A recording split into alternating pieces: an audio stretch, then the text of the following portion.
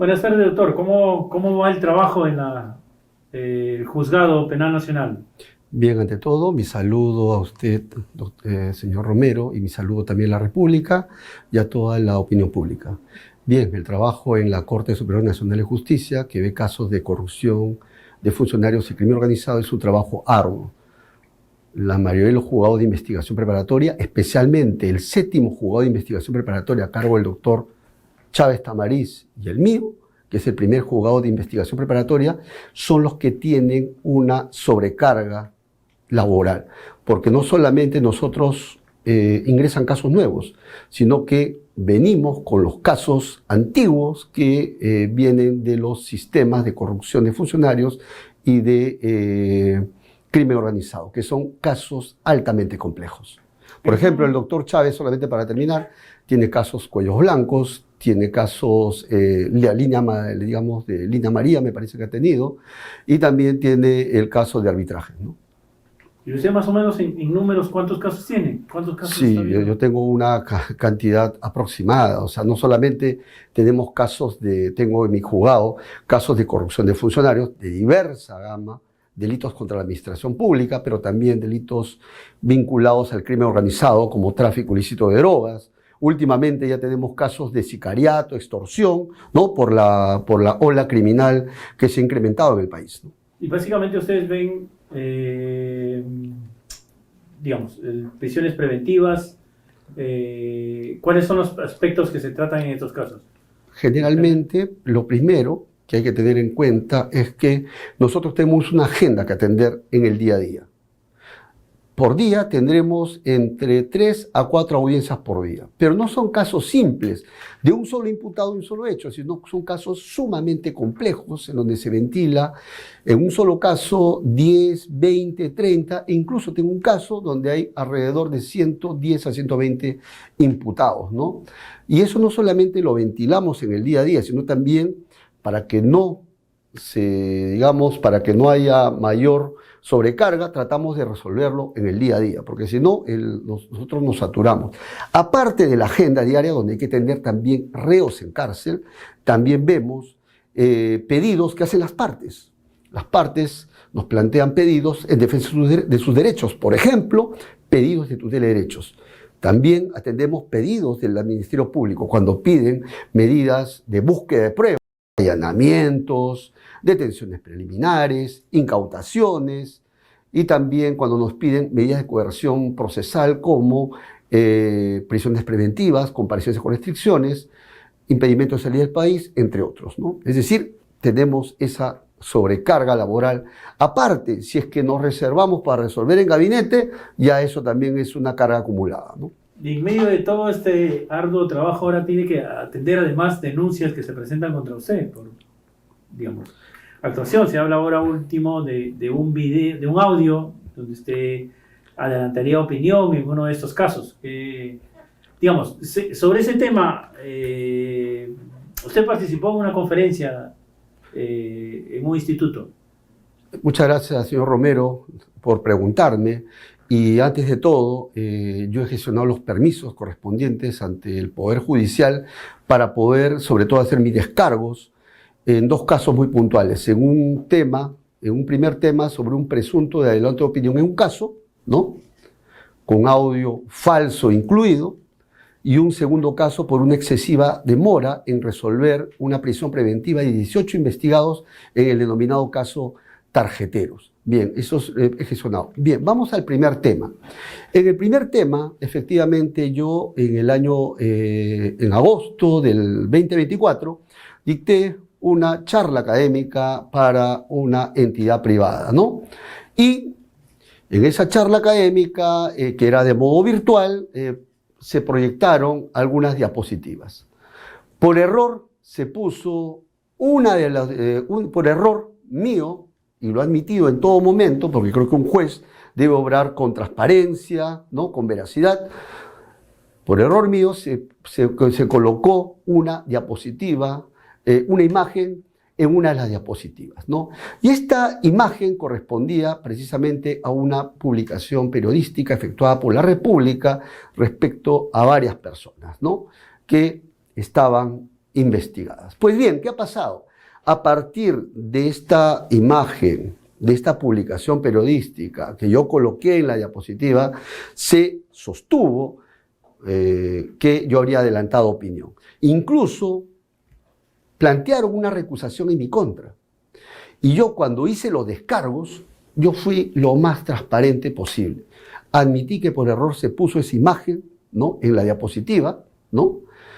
Y debido a ese error, yo le pedí a la propia entidad, ¿no?, porque tuve una conversación puntual, nada más, que lo sacara del dictado de esa clase, porque se dio en el contexto de una clase jurídica dictada para esa entidad, ¿no? ¿Cuál fue el tema de la conferencia? Yo recuerdo que era un tema sobre delitos contra la administración pública, pero ojo, también quisiera aclarar que el suscrito, en ese caso, cuando yo dicté esa charla académica sobre ese tema, abordé ese tema en términos genéricos, sin hacer ninguna mención a ningún caso en particular. Pero además debo recalcar algo. En esa imagen que por error coloqué en la diapositiva, debo ser muy enfático. No se anotó nada. No se puso comentario alguno. No se puso frase alguna. No se puso opinión alguna. Es por eso que cuando me plantean la recusación, yo rechazo la recusación y señalé que por error puse la diapositiva, pero que eso no era un motivo que afectaba mi imparcialidad, ¿no? Doctor, ¿cuándo usted se da cuenta que había cometido el error? El mismo día, ¿no?, que dicté al final de la clase, ¿no?, porque se había, pues, por error se había colocado una diapositiva con estas imágenes, que no correspondía. No correspondía, definitivamente. O sea, en ese mismo momento usted pide que se retire. Sí, yo le pedí, y ojo, hay que contextualizar. No fue en medio de un caso ni nada por el estilo, fue en el contexto de una clase académica en materia jurídica, ¿no? Y cuando yo advierto el error, al final yo le pedí al representante de esta entidad privada que lo retirase, ¿no? Digamos, eso no fue como lo están presentando, que al recibir usted la denuncia es que pide recién que se haga la corrección y, digamos, como hacen aparecer como un intento de ocultar la realidad. ¿No fue así? No, fue el mismo día que dicté, cuando advertí el error, yo mismo le pedí a la entidad privada que lo retirase. Pero ¿qué pasa? Yo creo que en este medio de comunicación están manipulando la verdad, dándole una tergiversación a los hechos, ¿no?, que no corresponde, porque no fue en medio de una conferencia de prensa que se había dado esa situación. No fue en medio de una situación, digamos, en medio de una situación judicial, sino fue en un contexto de una clase académica, así que no se le puede dar, creo yo, un contenido o una connotación que no tiene, ¿no? Y luego ha aparecido un audio donde... A ver, solamente, sí, para terminar nomás, don César, y para terminar, quiero aclarar, o sea, esto fue materia de una recusación en mi contra. Yo la rechacé y fue al Tribunal Superior. Y el Tribunal Superior resolvió el tema y dijo infundada la recusación. Y anotó dos cosas. Lo primero, que esa imagen por sí sola no constituye un adelanto de opinión. Aunque sí remarcó, y eso tengo que decirlo también por transparencia, remarcó que debí ser más cauto en la presentación del material de las diapositivas, ¿no? Eso sí lo tengo que remarcar, pero al final del día lo desestimó. ¿Y en qué momento aparece este audio? Bien, yo tomo conocimiento que en el programa del 20 de febrero del 2025, en este programa periodístico, se propala un audio donde supuestamente yo le digo con mi voz al representante de esta entidad privada que no le diga nada a la prensa, ¿no?, porque esto iba a afectar mi honor, mi reputación. E incluso salen unos mensajes WhatsApp, está ahí todavía está en la red, ¿no? 20 de febrero del 2025, minuto 30 aproximadamente, del 30 al 35. Ahí se propala este audio, ¿no? Este audio y algunos mensajes de texto. Todo eso es completamente falso, es apócrifo. Y lo reafirmo, es trucho, es bamba. ¿Y en qué me baso? Dos cuestiones, si me permite, don César. Cuando ocurre toda esta situación, hay un periódico afín incluso a este medio periodístico que se llama La Noticia. La Noticia va en busca de el representante de la entidad. Y voy a ser muy textual. La Noticia se comunicó con el gerente general de Udiápolis, Rodrigo Chatti, y dijo lo siguiente, quien aseguró que ningún trabajador de este instituto tuvo una comunicación de ese tipo con el juez, y refirió que el audio habría sido creado con inteligencia artificial. En tal sentido, indicó que de iniciarse una investigación está dispuesto a declarar ante las autoridades. Hemos revisado y parece que el audio está creado, montado, han utilizado inteligencia artificial. Y fíjense lo que dice y remarca el propio representante. Y yo me remito a las pruebas, a lo que ha propalado un medio de comunicación afín a este programa. Nunca hemos tenido ese tipo de conversación. Se refiere con mi persona. Nosotros hemos tenido coordinaciones en temas académicos, programación de cursos, clases para desarrollar fechas. Solamente hemos tenido ese tema de conversación. Es decir, cerró el tema. En ningún momento, es decir, ese mensaje donde supuestamente yo le digo que no declaren ante la prensa, de voz, incluso hay unos mensajes de texto que ahí se muestran, son completamente falsos, apócrifos. Digamos, y esta supuesta conversación sucedió cuando ya habría sucedido en todo caso, cuando ya usted estaba recusado. Esto es mucho posterior a la recusación.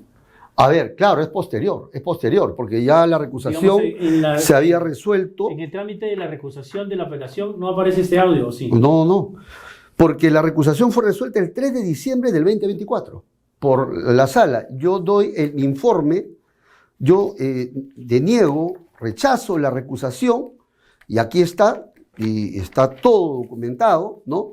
Yo rechacé la recusación mediante un informe el 28 de noviembre del 2024. Yo rechazo, y esto lo ve la sala. Y la sala, mediante resolución 1 del fecha 3 de diciembre del 2024, rechazó la recusación. Dijo que estas imágenes no constituyen un adelanto de opinión. ¿Cuándo aparece este audio falso, trucho, bamba? Aparece, es propalado en el programa del 20 de febrero del 2025 de este programa periodístico, donde sale este audio. Es decir, en fecha posterior. ¿Por qué razón? Creo yo, porque se negó la recusación, y además me parece que las partes tienen derecho a recurrir siempre. Y me parece que recurrieron a la justicia constitucional. Y en las dos primeras instancias eso ha sido desestimado. Y tengo entendido que este caso está yendo al Tribunal Constitucional para ver este tema, ¿no? Digamos, pero el audio no ha sido utilizado entonces para recusarlo de nuevo, ¿o sí? No lo ha presentado, porque imagínense que con un audio falso, con un audio trucho, con un audio bamba, ¿no? Me recusen. Eso creo que es inaudito, ¿no? No lo han presentado. No lo han presentado, ¿no? Pero yo sí he pedido en el procedimiento interno, ¿no? Porque yo no me corro, yo no solamente le echo la culpa a la inteligencia artificial, sino yo digo que se me haga la pericia de voz. Es más, yo en el procedimiento interno ya he pedido que se curse comunicación a Udiápolis, que se llame a declarar al representante de esta entidad privada y que se haga una pericia sobre ese audio. Y también sobre... Cuando hablamos de investigación, que usted dice en el procedimiento interno, se refiere a una investigación de la Autoridad Nacional de Control. Sí, un procedimiento interno, sí, así es. ¿Ha iniciado una investigación sobre el audio?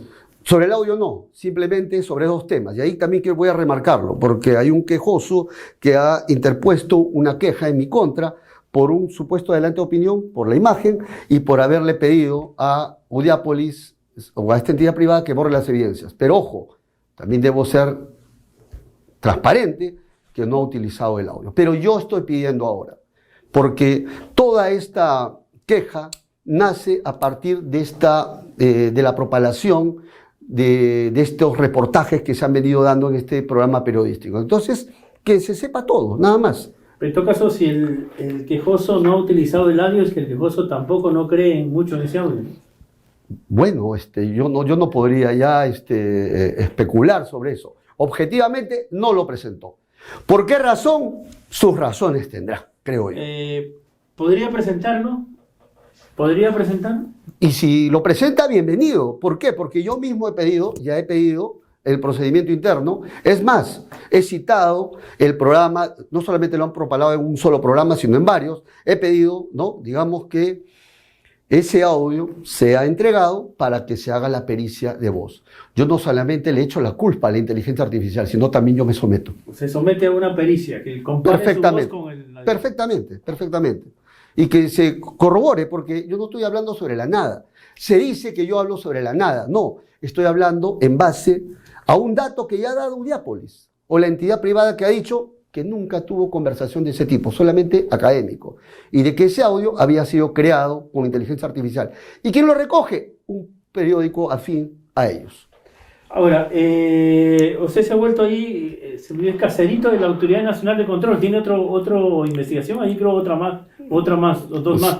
Bueno, yo solamente tengo los permisos para hablar por el audio, por el adelanto de opinión y por el tema del audio falso, y también sobre una presunta demora en resolver una prisión preventiva en el caso tarjeteros por 60 días. Esa es la imputación de cargos. El tema de los detenidos, sí, por un tiempo más allá. Así es. Digamos, si ese caso, porque eso es un hecho que tiene bastante tiempo, digamos. Ustedes tenían un detenido, las audiencias demoran mucho y qué hacer hasta resolver, ¿no? Así es, y justamente quiero ser bien enfático porque lo que se ha venido es malinformando, tergiversando la verdad. El Código Procesal Penal ha regulado ese tema y también existe un acuerdo plenario sobre prisión preventiva. Y aquí varias ideas para un poco entrar de lleno a este tema. Lo primero es que se confunde la detención preliminar con la prisión preventiva. La detención preliminar en ese caso se ordenó, me parece, por 10 o 15 días, no recuerdo. Y al final de los 10 días o 15 días, el fiscal tiene en custodia a los investigados para que decida su situación jurídica. Puede decidir o bien liberarlos o bien pedir prisión preventiva, cuando se agotan los 10 días. Luego, en ese caso, se dictó detención preliminar contra 18 y el propio fiscal pidió prisión preventiva contra 18 investigados. Y es así que el juzgado programa la audiencia de prisión preventiva para ventilar la prisión preventiva de los 18 investigados. ¿Cuánto duró? ¿Y qué es lo que se me imputa a mí? ¿Qué es lo que se me atribuye? Haberme demorado alrededor de 60 días. ¿Y qué ha dicho el acuerdo plenario? Ha dicho que tratándose de procesos simples, los jueces tienen que resolverlo en 48 horas. Pero cuando hablamos de procesos simples, cuando tenemos un imputado por un solo hecho, esa es la regla general. Y el propio acuerdo plenario ha dicho 48 horas para procesos simples, un imputado y un solo hecho. Pero tratándose de procesos complejos, lo dice el propio acuerdo plenario, y de procesos seguidos contra una presunta organización criminal, ya no rige las 48 horas, sino rige el plazo razonable. Y ahí viene el meollo del asunto. ¿Cuál es el plazo razonable? Obviamente que en ese caso, quien le habla demoró alrededor de 60 días para resolver la situación jurídica de los 18 investigados. Pero en ese caso hubieron razones, ¿no? Hubieron razones atendibles. Uno, porque se trataba de un caso hipercomplejo. 18 imputados y por 20 hechos investigados. Y eso incluso fue materia de un reportaje en un medio periodístico. 18 investigados por 20 hechos imputados, es decir, 20 hechos delictivos distintos. Claro, si aplicamos matemática pura, a razón de 48 horas un investigado por un hecho, 48 horas casi son 2 días. Pero si aplicamos la matemática, 18 investigados por 20 hechos investigados, el tema ya se complejiza. Y a eso tiene que agregarse la sobrecarga laboral. Todos los días tenemos agenda de temas ya que se han programado en el juzgado. Y ojo, no son casos simples, ni son casos de reos libres, sino muchas veces de reos en cárcel. Por ejemplo, también tenemos que ver en el día a día revisiones de oficio de prisiones preventivas, pedidos de cese de prisiones preventivas, prolongaciones de prisión preventiva, ¿no? También tenemos que ver otras medidas de coerción procesal que ya se han programado, etapas intermedias incluso, y de casos hipercomplejos. Y a veces, usted habrá visto, ¿no? Hay casos muy hipercomplejos donde se ven etapas intermedias. Y esto es palmario, sobre todo en dos juzgados, ¿no? Que están súper saturados, sobre todo el 7º juzgado a cargo del doctor Chávez Tamariz, y es evidente, o sea, es un hecho público, y el caso de mi juzgado, ¿no? Donde se ven casos hipercomplejos. También los demás juzgados también están afrontando una sobrecarga laboral, porque vienen arrastrando casos anteriores, ¿no? Es decir, hay que tener en cuenta toda esa situación, ¿no? La sobrecarga laboral. Y aparte, acerca de todo eso, tenemos que resolver en el día a día los pedidos de las partes. Es decir, tutelas de derecho que tenemos que programar de inmediato, o también tenemos que resolver los pedidos de atención urgente de la Fiscalía, levantamiento del secreto de las comunicaciones, levantamiento del secreto bancario, a veces detenciones preliminares. Esa es la realidad de las cosas. Y por último, para que se tenga en cuenta, ahora todos piden que se atienda en horarios de trabajo. ¿Qué ha pasado? Que usted recordará que antes quien le habla trabajaba las audiencias maratónicas, mañana, tarde, noche y de madrugada. Y a partir del caso Yantumala, ¿qué pasó? Se me llamó la atención y se dijo que no podía yo atender estos asuntos en horas que afectaban el derecho de defensa. Entonces, a partir de ahí también se tuvieron en cuenta esos bemoles, ¿no? Es decir, fuera el horario de trabajo, que no sea de madrugadas, domingos, etcétera, ¿no? Es decir, hay varias circunstancias que tuvieron en cuenta. Digamos, ahí viene un poco la experiencia y el criterio del magistrado, ¿no? De cuánto se puede demorar, como usted dice, de la complejidad, pero no hay una predisposición a te mantengo detenido indefinidamente, ¿no? Para nada, no hay una predisposición, es lo que demora, es más, las mismas partes piden, ¿no? Tiempo para exponer sus casos. Por cierto, y está muy bien que usted haga notar eso, porque todo trabajo de todo operador de justicia es perfectible. Es perfectible. Es decir, no crea que nosotros nos vamos a quedar con los brazos cruzados y decir que demora todo el tiempo del mundo. No, sino que tratamos también de mejorar los tiempos, también porque entendemos que todo justiciable busca que se defina su situación jurídica en un tiempo pronto. Eso sí, también creemos que es un trabajo perfectible, que podemos mejorar en los tiempos, ¿no? Ahora, ¿y esa investigación cómo va? Porque ya tienen algunos meses también.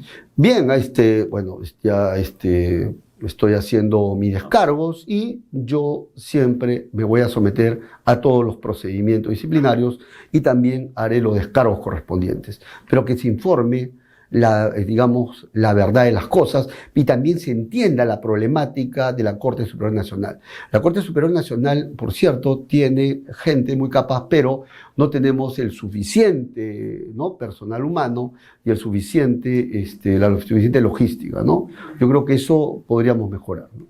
Claro, este tema de la custodia ya tiene un buen tiempo, porque no hay la norma no dice qué hacer después de, hasta que se resuelve la situación, ¿no? Habla de plazo razonable, obviamente que ese es un tema que estaba ahí al criterio del magistrado de cuánto puede durar ese plazo razonable. Y otra cosa, mucho se critica el lugar donde están los detenidos.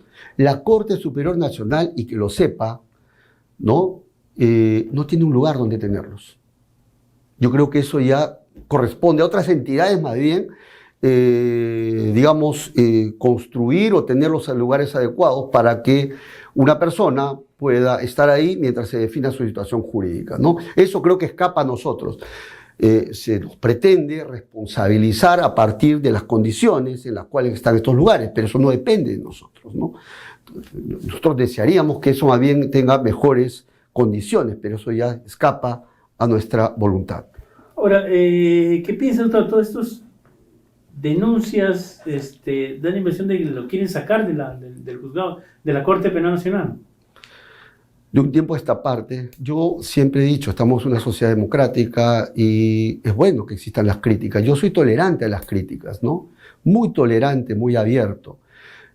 Pero creo que de un tiempo a esta parte una campaña de demolición en donde ya no se me critica, sino se me intenta ridiculizar, ya se intenta atacar, ya se intenta denigrarme, ya se me insulta, ¿no? E incluso se pone ya pruebas falsas, ¿no? O audios falsos. Yo creo que eso es una suerte de campaña de demolición que solo busca desprestigiarme, ¿no? ¿Ya? Entonces, eso es lo que yo estoy advirtiendo un tiempo a esta parte. ¿Y usted ha identificado quién podría estar detrás de esta campaña? Yo no quisiera personalizar, pero yo creo que es sumamente evidente. Por ejemplo, le informo, y también a usted, señor periodista, y también a toda la opinión pública, quien le habla el día que me intercepta este programa, ¿no? Me intercepta cuando yo me iba de mi domicilio a comprar pan. Y desde mi domicilio hasta llegar al lugar donde compro pan, son alrededor de 4 a 5 cuadras. En ningún momento este medio periodístico se comunicó conmigo para pedirme un descargo. No, sino que se me hizo un seguimiento, un reglaje, ¿ya? Para ubicar dónde es mi domicilio, por dónde, cuáles son mis movimientos, y de esa manera se me interceptó de manera inopinada, ¿ya? Y salía como cualquier persona sale a comprar pan. Estaba con una camisa y un short. Y a partir de eso se pretende ridiculizarme. Eso me hace acordar a esta gran novela del gran Humberto Eco, Noticia Cero, en donde hay una máquina del fango que ya no busca informar, sino desprestigiar, destruir honras, ¿ya? Y me hace acordar un pasaje incluso que a un juez, ¿no?, se le comienza a hacer un seguimiento, ¿no?, cuando iba a un parque con un color de media medio raro, que llamaba la atención y se ponía a fumar para comenzar a ponerlo en entredicho, ¿no? Entonces sí me hizo acordar a esa famosa novela de Humberto Eco, la Noticia Cero, ¿no? Sería, por eso él hablaba por eso de la máquina del fango, ¿no? Sí, y eso, y cuando se me pregunta se me aborda, y eso es lo que se me dice en todo momento. ¿Por qué no responde? Simple, porque se me abordó de esa manera, inopinada. 2, porque yo ese momento no tenía los permisos correspondientes para dar un descargo. Porque si yo doy mi descargo, o si yo comienzo a dar declaraciones a la prensa sin contar con los permisos, a mí se me abre un proceso disciplinario. Por eso que no declaré nada. Y también las condiciones en las cuales me interceptan. Obviamente que han tenido que hacer un seguimiento, un reglaje para que me intercepten de esa manera. Yo no me corro ante nadie, no me corrí de la periodista. En ningún momento me corrí. Si hubieran hecho los permisos, pedido una declaración formal, ¿usted hubiera declarado? Hubiera también yo gestionado los permisos. Como usted entenderá que yo también para declarar necesito los permisos. Por ejemplo, yo para salir a declarar a los medios ahora he tenido que gestionar los permisos correspondientes en mi entidad, ¿no? De lo contrario no hubiera podido hacerlo, ¿no? Y diría, ¿usted se aferra al juzgado? ¿Cómo está en este juzgado? ¿No quisiera mejor retirarse después de todos estos problemas? Yo, verdad, y quiero ser enfático en esto, yo desde el primer día que vine a trabajar a la Corte Superior Nacional, que antes se llamaba Sala Penal Nacional, vine con todo el entusiasmo del mundo para dar lo mejor de mí, como operador de justicia. Vine, me acuerdo, en octubre del año 2014.